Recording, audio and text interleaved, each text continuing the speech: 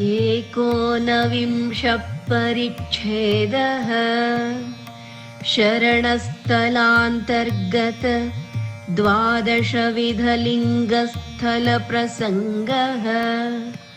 अथ शरणस्थलम्। अगस्त्य उवाच स्थलभेदा समाख्याताः प्राणलिङ्गिस्थलाश्रयाः कथय स्थलभेदं मे शरणस्थलसंश्रितम्। श्रीरेणुक उवाच शरणस्थलमाश्रित्य स्थलद्वादशकं मया उच्यते नाम सर्वेषां स्थलानां शृणु तापस।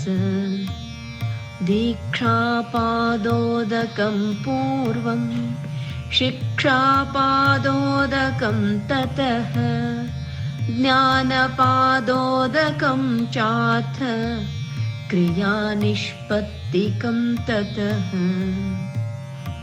भावनिष्पत्तिकं चाथ ज्ञाननिष्पत्तिकं ततः पिण्डाकाशस्थलं चाथ बिन्द्वाकाशस्थलं ततः महाकाशस्थलं चाथ क्रियायाश्च प्रकाशनं भावप्रकाशनं पश्चात् ततो ज्ञानप्रकाशनं। स्वरूपं पृथगेतेषां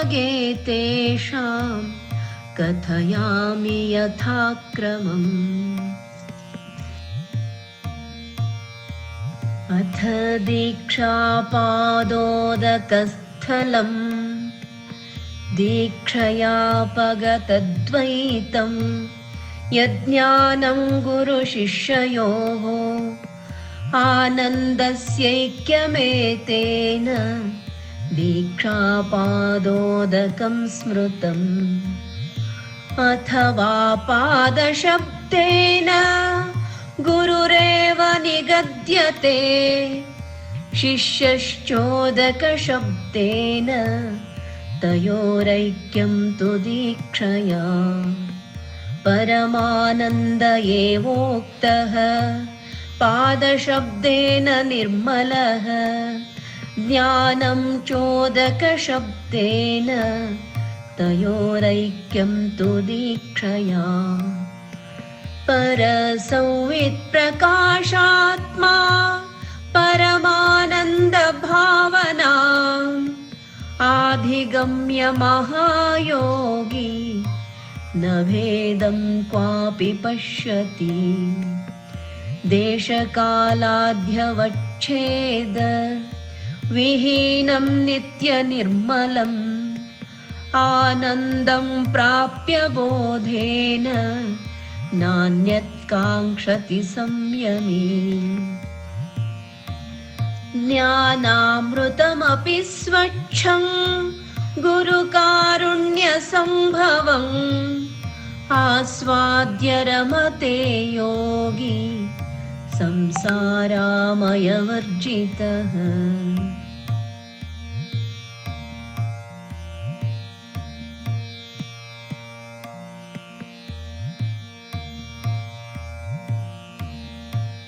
अथ शिक्षापादोदकस्थलम्। गुरुशिष्यमयं ज्ञानं शिक्षायोगी न मीर्यते तयोः समरसत्वं हि शिक्षापादोदकं स्मृतम्। मथिता शास्त्रजलधेः मुक्तिमन्थानवैभवात् गुरुणा लभ्यते बोध सुधासु मनसां गणैः। ज्ञानचन्द्रसमुद्भूतां परमानन्दचन्द्रिकां पश्यन्ति परमाकाशे मुक्तिरात्रौ महाधियः दृष्टे तस्मिन् परानन्दे देशकालादिवर्जिते द्रष्टव्यं विद्यते नान्यत् श्रोतव्यं ज्ञेयमेव वा आत्मानन्देन तृप्तस्य का स्पृहा विषये सुखे गङ्गाजलेन तृप्तस्य कूपतो ये कुतो रतिः यस्मिन् प्राप्तकल्लोले सुखसिन्धौ निमज्जति सामरस्यान्महायोगी तस्य सीमा कुतो भवेत् गुरुप्रसादचन्द्रेण निष्कलङ्केन चारुणा यन्मनः कुमुदं नित्यं बोधितं तस्य को भ्रमः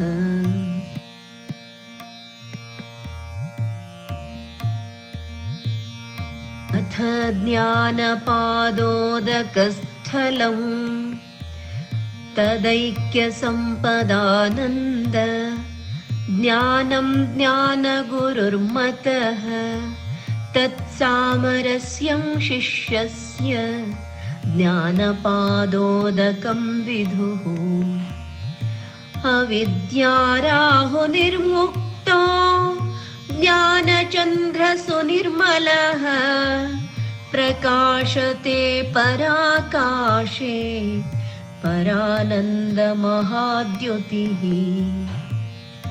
अज्ञानमेघनिर्मुक्तः पूर्णज्ञानसुधाकरः आनन्दजलधेर्वृद्धिम् अनुपश्यन् विभासते ज्ञानचन्द्रोदये जाते ध्वस्तमोहतमोभराः पश्यन्ति परमां काष्ठां योगिनः सुखरूपिणीं मायारजन्या विरमे बोधसूर्ये प्रकाशिते निरस्तसर्वव्यापारः चित्रं स्वपिति संयमे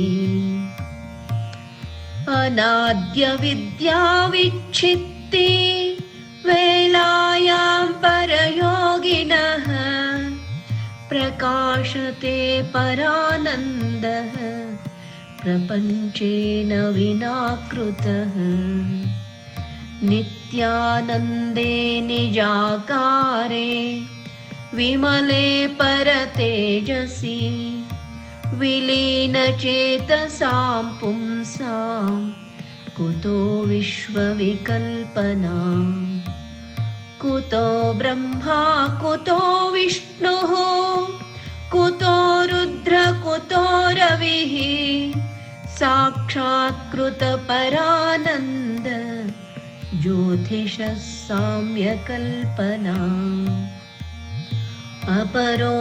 अपरोक्षपरानन्द विलासस्य महात्मनः ब्रह्मविष्णुआदयो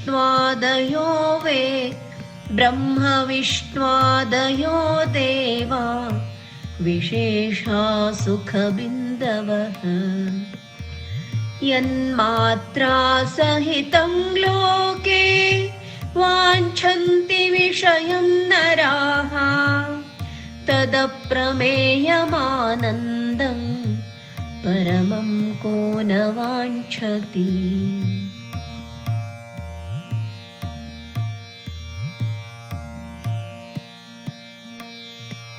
अथ क्रियानिष्पत्तिस्थलं परकाये क्रियापत्तिः कल्पितैव प्रकाशते रज्जौ भुजङ्गवद्यस्मात् क्रियानिष्पत्तिमानयम् ज्ञानिनां यानि कर्माणि तानि नो जन्महेतवः अग्निदग्धानि बीजानि यथा नाङ्कुरकारणम् कर्मणा किं कृतेनापि ज्ञानिनो निरहङ्कृतेः विक्रिया प्रतिबिम्बस्था किं करोति हि मद्युतेः चन्द्रस्य मेघसम्बन्धात् यथा गमनकल्पना तथा देहस्य सम्बन्धात् आरोप्या स्यात् क्रियात्मनः ज्ञानी कर्मनिरूढोऽपि लिप्यते न क्रियाफलैः घृतादिना यथा जिह्वा भोक्त्री चापि न लिप्यते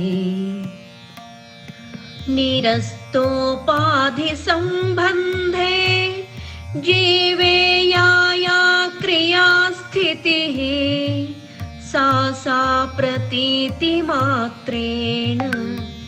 निष्फला चात्र लीयते गच्छन् तिष्ठन् स्वपन् वापि न निष्कर्मास्ति कश्चन स्वभावो देहिनां कर्म ज्ञानिनां तत्तु निष्फलम् परिपूर्णमहानन्द भाविनः शुद्धचेतसः न भवेत् कर्मकार्पण्यम् नानाभोगफलप्रदम्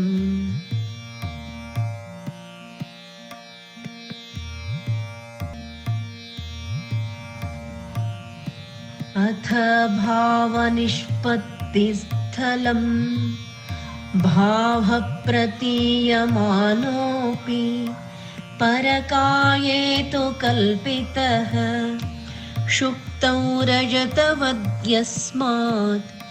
भावनिष्पत्तिमानयम् भावेन नास्ति सम्बन्धः केवलज्ञानयोगिनः तथापि भावं कुर्वीत शिवे संसारमोचके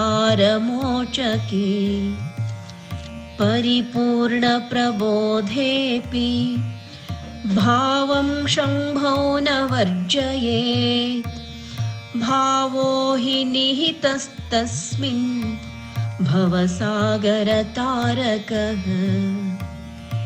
निवर्त्य जन्मजं दुःखं भावशैवो निवर्तते यथा काष्ठादिकं दग्ध्वा स्वयं शाम्यति पावकः प्रकाशिते शिवानन्दे तद्भावै किं प्रयोजनम् सिद्धे साध्ये चिरेणापि साधनै किं प्रयोजनम्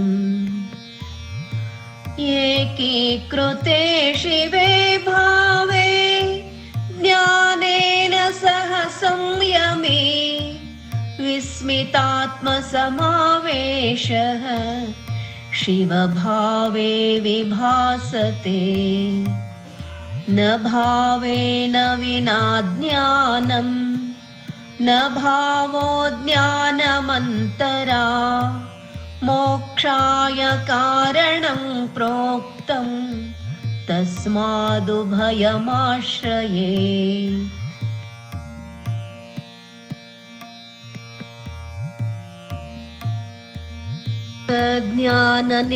ज्ञाननिष्पत्तिस्थलम् ज्ञानस्य व्यवहारेऽपि ज्ञेयाभावात् स्वभावतः स्वप्नवज्ञाननिष्पत्त्या ज्ञाननिष्पन्न इत्यसौ स्वप्नजातं यथा ज्ञानं सहस्वार्थै निवर्तते तथात्मनि प्रकाशे तु ज्ञानं ज्ञेयं निवर्तते परिपूर्णे महानन्दे परमाकाशलक्षणे शिवे विलीनचित्तस्य कुतो ज्ञेयान्तरे कथा अखण्डानन्दसंवित्ति स्वरूपं ब्रह्म केवलम् मिथ्या तदन्यदित्येषा स्थितिर्ज्ञानमिहोच्यते सत्तात्मनानुवृत्तं यद् घटादिषु परं हि तत् व्यावर्तमानामित्येति स्थितिर्ज्ञानमिहोच्यते अकारणमकार्यं यत् अशेषोपाधिवर्जितं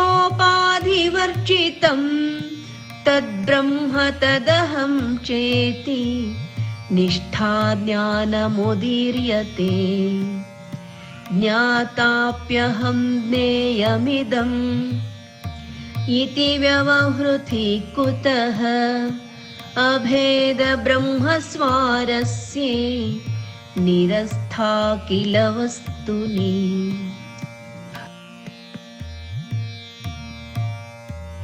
अथ पिण्डाकाशस्थलं यथा पिण्डस्थ आकाशः तथात्मा पूर्ण उच्यते एतदर्थविवेको यः पिण्डाकाशस्थलं विदुः घटोपाधिर्यथाकाशः परिपूर्णस्वरूपतः तथा पिण्डस्थितो ह्यात्मा परिपूर्णप्रकाशते अन्तःस्थितं पराकाशं शिवमद्वैतलक्षणं भावयेद्यः सुमनसा पिण्डाकाशः स उच्यते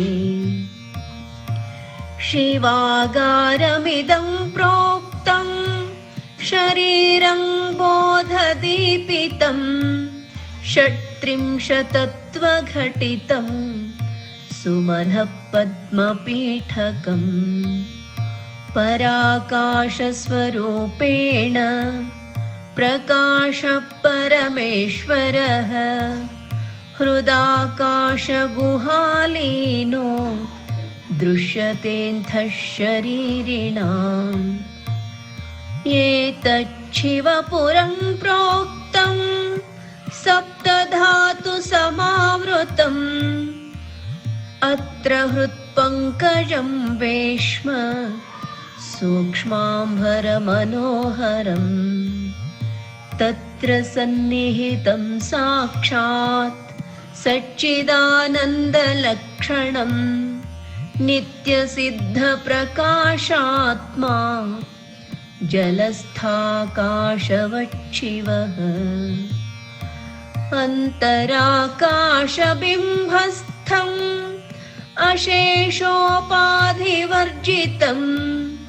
घटाकाश इव छिन्नं भावये चिन्मयं शिवम् अथ बिन्द्वाकाशस्थलं यथाकाशो विभुर्ज्ञेयः सर्वप्राण्युपरिस्थितः तथात्मेत्युपमानार्थं बिन्द्वाकाशस्थलं विदुः यथैको वायुराख्यातः सर्वप्राणिगतो विभुः तथात्मा व्यापकः साक्षात् सर्वप्राणिगतः स्वयं यथा वह्निरमेयात्मा सर्वत्रैकोऽपि भासते तथा शम्भुः समस्तात्मा परिच्छेदविवर्जितः सर्वेषां देहिनामन्तः चित्ततोऽयं प्रकाशते तस्य तस्मिन् प्रतिफलात्यात्मा शिवो दर्पणवद्विभुः एको वशीकृतः संवेत् प्रकाशात्मा परात्परः सर्वप्राणिगतो भाति तथापि विभुरुच्यते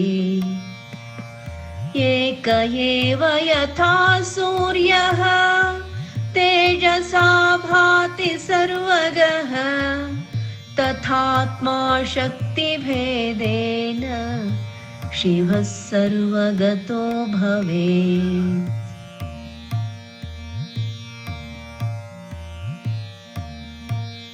अथ महाकाशस्थलम्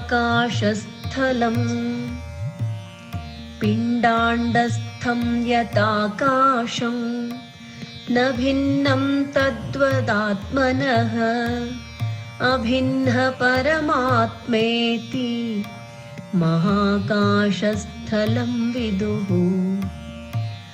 यथा न भिन्नमाकाशं घटेषु च मठेषु च तथाण्डेषु च पिण्डेषु स्थितो ह्यात्मा न भिद्यते।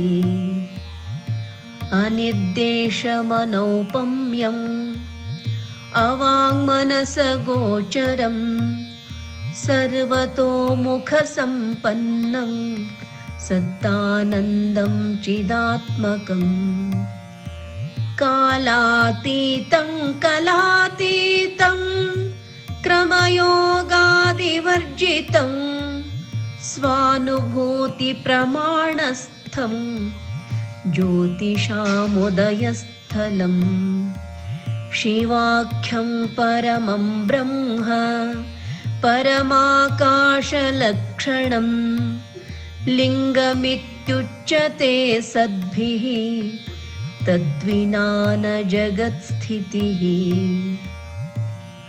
परमाकाशमव्यक्तं प्रबोधानन्दलक्षणं लिङ्गं ज्योतिर्मयं प्राहुः लीयन्ते यत्र योगिनः।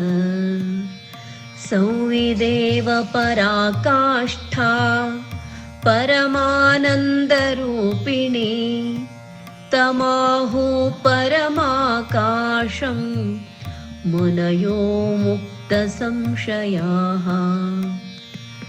तरङ्गादि यथा सिन्धोः स्वरूपान्नातिरिच्यते तथा शिवाच्छिदाकाशात् विश्वमेतन्न भिद्यते। यथा पुष्पपलाशादि वृक्षरूपान्न भिद्यते तथा शिवात् पराकाशात् जगतो नास्ति भिन्नता।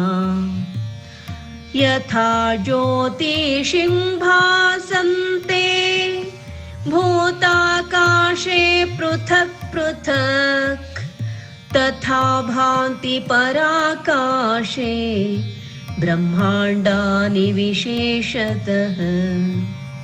निरस्तोपादिसम्बन्धं निर्मलं संविदात्मकं पराकाशं जगच्चित्र विलासालम्बभित्तिकम्।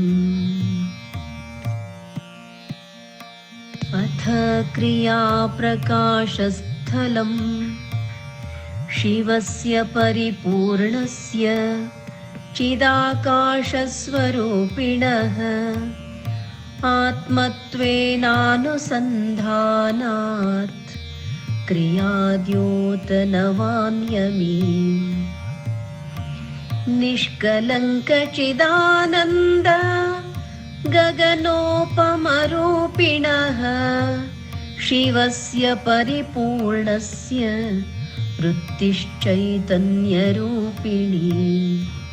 निष्कलङ्के निराकारे नित्ये परमतेजसि विलीनचित्तवृत्ते तस्य तथा शक्ति क्रियोच्यते। सर्वज्ञ सर्वकर्ता च सर्वगः परमेश्वरः तदैक्यचिन्तया योगी तादृशात्मा प्रकाशते। सर्वेन्द्रियाणां व्यापारे विद्यमानेऽपि संयमे प्रत्युन्मुखेन मनसा शिवं पश्यन् प्रमोदते। कूटस्थमचलं प्राज्ञं गुणातीतं गुणोत्तरं शिवतत्त्वं स्वरूपेण पश्यन् योगी प्रमोदते। परात्मनि क्रिया सर्वा गन्धर्वनगरी मुखा प्रकाशत इति प्रोक्तम् क्रियायास्तु प्रकाशनम्।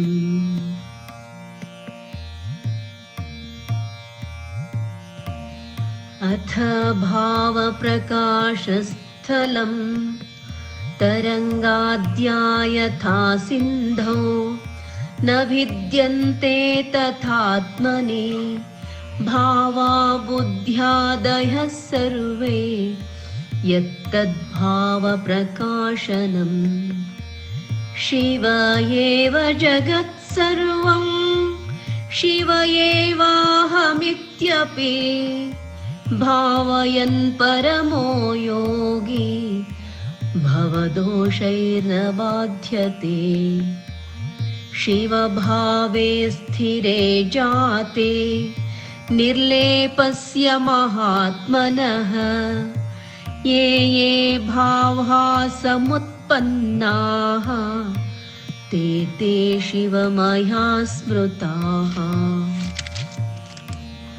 अद्वितीय शिवाकार भावनाध्वस्तकर्मणा न किञ्चित् भाव्यते साक्षात् शिवादन्यन्महात्मना।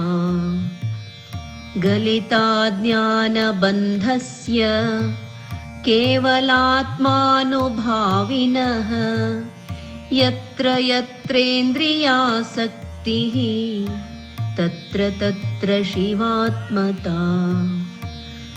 रागद्वेषादयो भावाः संसारक्लेशकारणं तेषामुपरमो यत्र तत्र भावः शिवात्मकः। यथा सूर्यसमाक्रान्तौ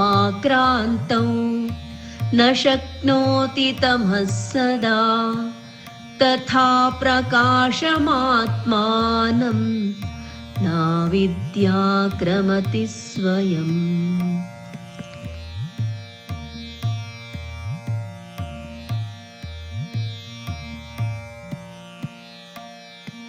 अथ ज्ञानप्रकाशस्थलं मुख्यार्थे सम्भवे जाते लक्षणायोगसंश्रयात् तज्ज्ञानयोजनं यत्तत् उक्तं ज्ञानप्रकाशनम्। मुक्तस्य ज्ञानसम्बन्धो ज्ञेयाभावः स्वभावतः उपाधिसहितं ज्ञानं न भेदमतिवर्तते। ज्ञानमित्युच्यते सद्भिः परिच्छेदोऽपि वस्तुनः परात्मन्यपरिच्छेदे कुतो ज्ञानस्य सम्भवः। ज्ञानस्याविषये तत्त्वे शिवाख्ये चित्सुखात्मनि आत्मैकत्वानुसन्धानं ज्ञानमित्युच्यते बुधैः। अपरिच्छिन्नमानन्दं सत्ताकारं जगन्मयं ब्रह्मेति लक्षणं ज्ञानं ब्रह्मज्ञानमिहोच्यते। ब्रह्मज्ञाने समुत्पन्ने विश्वोपाधिविवर्जिते सर्वं संविन्मयं भाति तदन्यन्यैव दृश्यते। तस्मादद्वैतविज्ञानम् अपवर्गस्य कारणं भावयन् सततं योगी संसारेण न लिप्यते। नित्ये निर्मलसत्त्वयोगिषु परे निर्वासने निष्कले सर्वातीतपदे चराचरमये सत्तात्मनि ज्योतिषि संविद्व्योम्निशिवे विलीन हृदयस्तद्भेदवैमुख्यतः साक्षात् सर्वगतो विभाति विगलद्विश्वस्वयं संयमी इति ज्ञानप्रकाशस्थलं परिसमाप्तम्। ॐ तत्सत् इति श्रीशिवगीतेषु सिद्धान्तागमेषु शिवाद्वैतविद्यायां शिवयोगशास्त्रे श्रीरेणुकागस्त्यसंवादे वीरशैवधर्मनिर्णये श्रीशिवयोगिशिवाचार्यविरचिते श्रीसिद्धान्तशिखामणौ लिङ्गस्थलान्तर्गत शरणस्थले दीक्षापादोदकस्थलादि 12विधस्थल प्रसङ्गो नाम 19तमः परिच्छेदः।